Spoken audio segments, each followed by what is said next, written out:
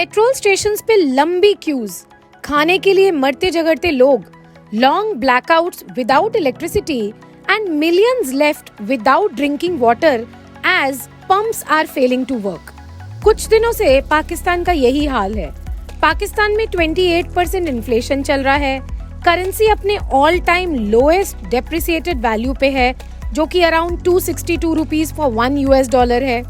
And state bank of Pakistan has just $4.4 billion as forex reserves, जो कि सिर्फ 3 हफ्तों के इंपोर्ट में खत्म हो सकती है। Pakistan is at its lowest worst economic crisis since 1947। So अगर पाकिस्तान को बेल आउट पैकेज नहीं मिला, then country can go bankrupt any time. So अगर कोई कंट्री को सेव कर सकता है, then it's only IMF। But IMF से फंड्स अरेंज करने के लिए Pakistan will have to do big changes in its political fabric and also economic policies. So Pakistan received $6 billion bailout in 2019 and again $1.1 billion was added to help at the time of floods in 2022. But in November 22, Pakistan की political instability को देखते हुए IMF ने सारे loan disbursements suspend कर दिए। According to world bank, 2022 के भयानक फ्लड्स की वजह से 6 million people are experiencing acute food shortage. 2022 के फ्लड में 11 मिलियन लाइवस्टॉक डिस्ट्रॉय हो गए and around 9.4 million acres of cropland in Balochistan and Sindh province also got destroyed. Hospitals are running out of medicines and कुछ दिनों में wheat and fertilizers की भी acute shortage होने वाली है। अफगानिस्तान में तालिबान की जीत के बाद पाकिस्तान के लिए सरदर्द बन चुका है। Let us now know that Pakistan का ऐसा हाल क्यों है। पाकिस्तान की प्रेजेंट इकोनॉमिक क्राइसिस पास्ट में किए गए बहुत सारी गलतियों का रिजल्ट है। First, military dominated legislative and executive. Pakistan में आज तक एक भी प्राइम मिनिस्टर ने अपना फुल 5-year टर्म कंप्लीट नहीं किया है। पॉलिटिकल इंस्टेबिलिटी की वजह से पुअर इकोनॉमिक पॉलिसीज एंड उससे भी ज्यादा पुअर इम्प्लीमेंटेशन देखा गया है।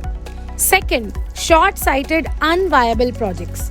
Gwadar Kashgar railway line project, ये प्रोजेक्ट हाईली एक्सटर्नल बोरोइंग्स पे डिपेंडेंट था without any economic viability and it added to the debt burden. Another example is the CPEC, that is China-Pakistan Economic Corridor. इस project ने $64 billion का date खड़ा कर दिया है, which was a Chinese loan. Third, Pakistan रूपी depreciation. Country में date की वजह से इंटरेस्ट पेमेंट्स इंक्रीज हो गए, which further declined the forex reserves. इसको देखते हुए इंटरनेशनल एजेंसीज ने रैंकिंग्स भी लो कर दी and foreign investments almost vanish हो गए।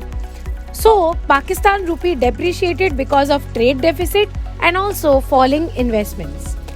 Fourth, the covid effect. Because of the covid effect there was a rise in global crude oil prices and price rise की वजह से inflation in Pakistan touched 20% in 2021. Fifth, shelter for terrorism. क्योंकि पाकिस्तान का नाम हमेशा ही terrorism से जुड़ा है, so many countries have lost confidence and help is rarely available. Only 2 countries extend help. First, Saudi Arabia and second is China.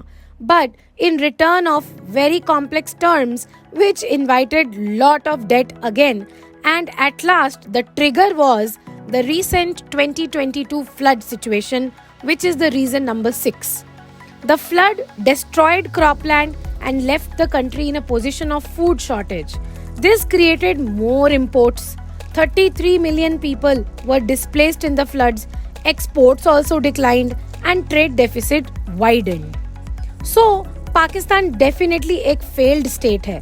इस economic crisis को देखते हुए Pakistan has taken some steps to actually save some energy to lower the imports a bit. The shops, malls, wedding halls are being closed at early hours to save electricity, etc. But only one thing can save Pakistan: bailout package from International Monetary Fund in return of change in economic policies and fiscal consolidation. Thank you so much and take care.